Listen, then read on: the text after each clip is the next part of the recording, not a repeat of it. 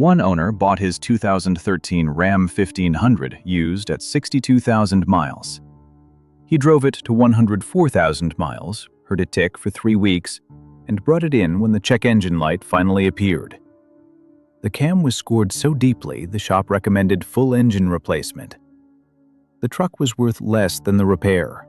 5 factory default settings on his Ram accelerated exactly that damage. And in every case, he had no idea until it was already done. Setting number 1 is Eco Mode, and the damage here is slower and quieter than anything else on this list. When you press that Eco Mode button, the transmission shifts up into higher gears earlier than it otherwise would. Your engine drops into a lower RPM cruise zone. Real-world testing shows actual fuel savings of 0 to 2 miles per gallon, and that number depends almost entirely on how gently you drive, not on whether the button is pressed. What Eco Mode reliably does is keep the engine operating below roughly 1,500 RPM under partial load. At that range, oil splash to the upper valve train, the cam lobes, the push rods, the lifters, is marginal on the Hemi design. Eco Mode also makes the multi-displacement system run more aggressively, which is the next setting, and the one that turns marginal lubrication into a documented failure pattern.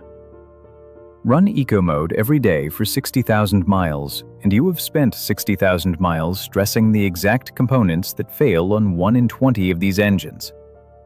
Turn it off permanently. The fuel economy difference is not measurable in any meaningful way for the average owner, and the valve train difference is. Setting number 2 is MDS, and this is the one that has generated thousands of NHTSA complaints and a repair bill that has totaled trucks outright. The multi-displacement system is Ram cylinder deactivation technology on the 5.7 and 6.4-liter Hemi engines. In plain language, your V8 engine runs as a V4 during light throttle cruising. 4 cylinders go quiet, and the engine sips fuel. The problem is in the lifters, which are components in the valve train that transmit the force from the camshaft to open and close your valves. On an MDS-equipped Hemi, 8 of the 16 lifters are MDS lifters, oiled through passages controlled by solenoids.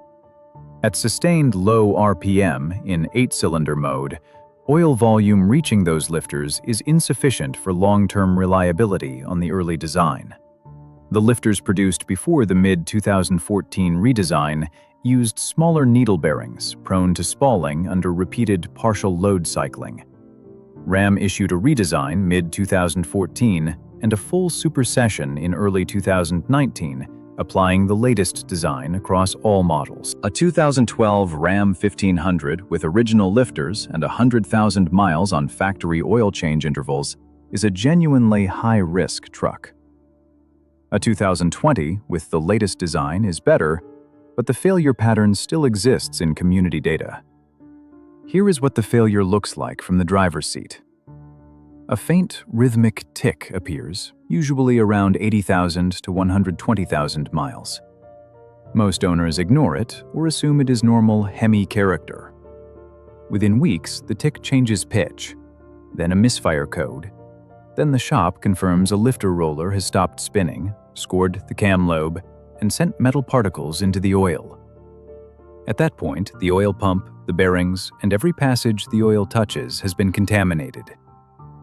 Catch it at the tick stage, and the cam and lifter job at an independent shop runs $4,500 to $7,000. On most trucks, cylinder deactivation is a fuel economy feature with a reasonable risk profile. On a Ram Hemi from 2009 through early 2014, it is the single most documented catastrophic failure mode in the entire platform history. You can disable MDS right now without any device.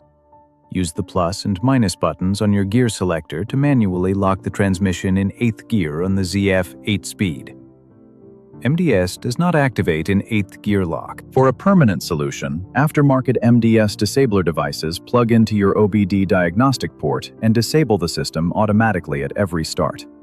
Prices vary by supplier, so check current listings. No mechanical work, no warranty implications for the device itself. This is the highest priority action on this list for Hemi owners in the 2009 through 2018 range. Setting number 3 is leaving tow haul mode off during normal driving, and this one hits the 68 RFE especially hard. Without tow haul engaged, the transmission runs its shift logic in economy mode.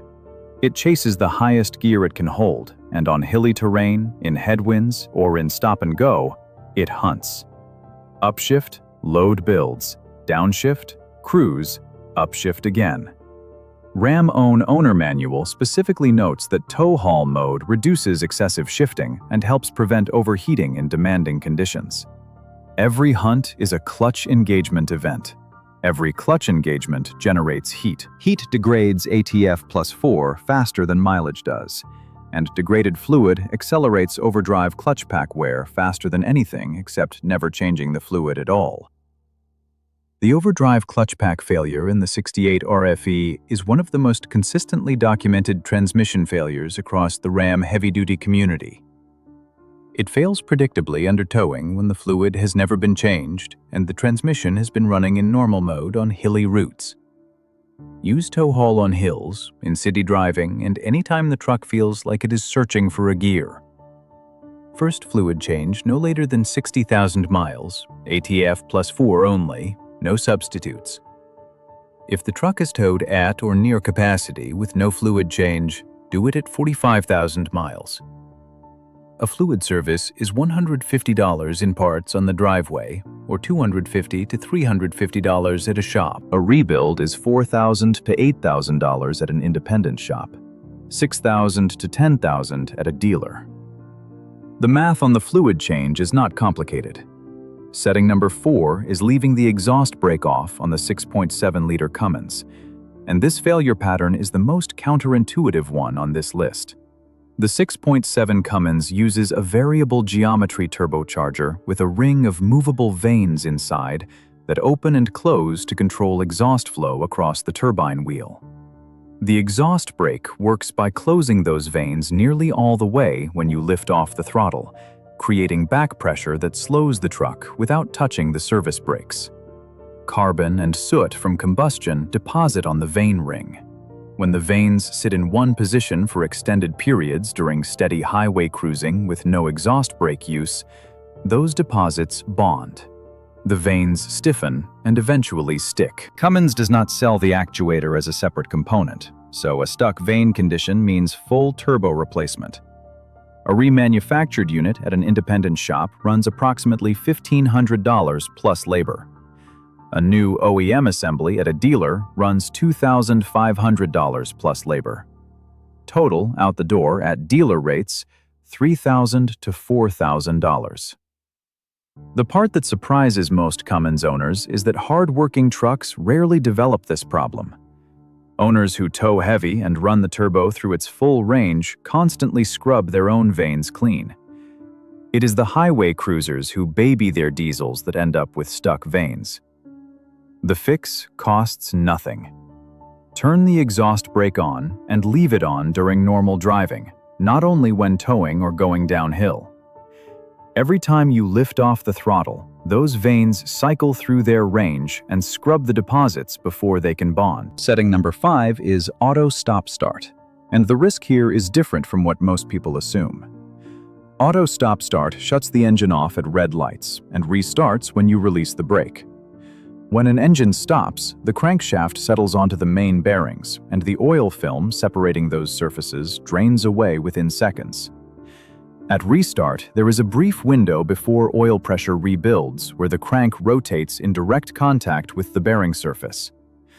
On a conventional start, this happens once per drive cycle. With auto stop-start in city driving, it can happen dozens of times per day. Forum owners tracking their cycles in urban driving have documented over 60 activation events in a single day.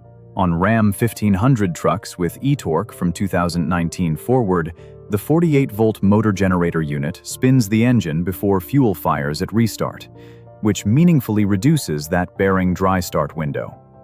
That is a genuine engineering improvement. Non-e-torque stop-start on a truck that sees urban driving every day adds wear events that compound over years.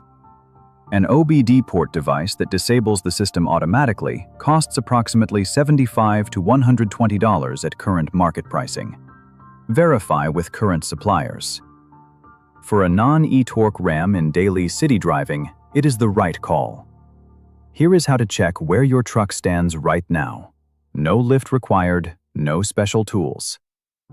First, listen at cold start for the MDS lifter warning.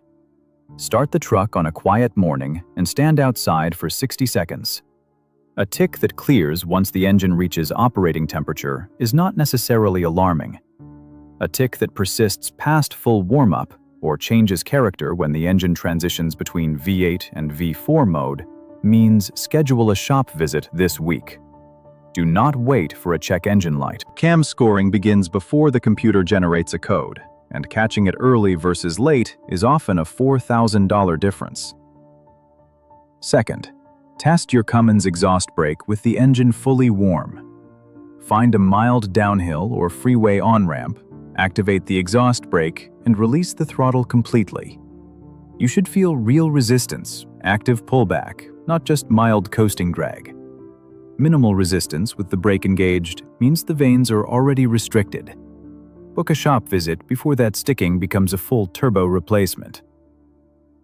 Third, pull the 68 RFE transmission dipstick with the engine at operating temperature and idling. Fresh ATF +4 is translucent red. Dark brown with a burnt smell means the clutch packs have been generating excess heat. Black fluid with a sharp, burnt odor means the damage is happening right now. If you cannot remember the last fluid change and the truck has over 60,000 miles and has ever towed, do the service this week. Remember that number from the opening, 1 in 25.7 Hemis. That is not bad luck. That is a specific mechanical vulnerability made significantly worse by 3 of these 5 settings running simultaneously from the factory.